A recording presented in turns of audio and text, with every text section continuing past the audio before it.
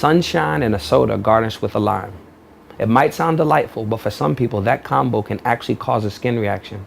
It's called phototoxic reaction and can happen when you touch certain plants that are exposed to sunlight. Vivian Williams has this report. I just have always grown up around water and I love to swim. But last year during spring break, lifeguard Allie Behrens developed a strange, long, red mark on her leg after a dip in the ocean.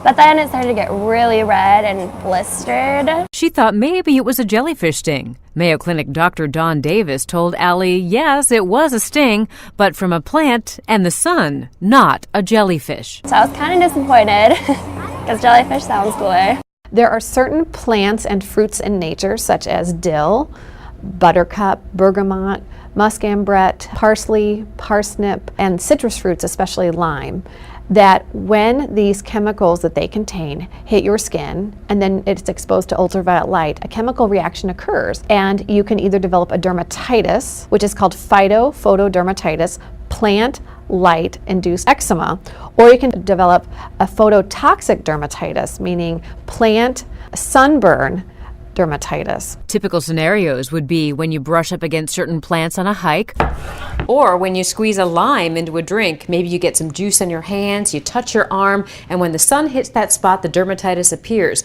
in the form of handprints or drips. A lot of people think that it's poison ivy with the lines and the streaks, but it's indeed not. It's a phytophotodermatitis. Treatment includes topical ointment and staying out of the sun. It's right here on my leg. Allie says her reaction was a bit painful, but over time, it's fading away. For Medical Edge, I'm Vivian Williams.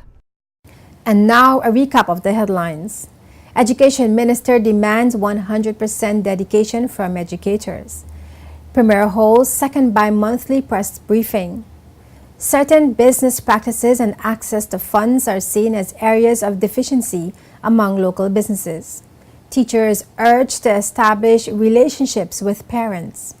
Ongoing assessment for primary and secondary students being introduced. Chief of Drugs and Pharmaceutical Services explains why you should return unused and expired medicines for safe disposal.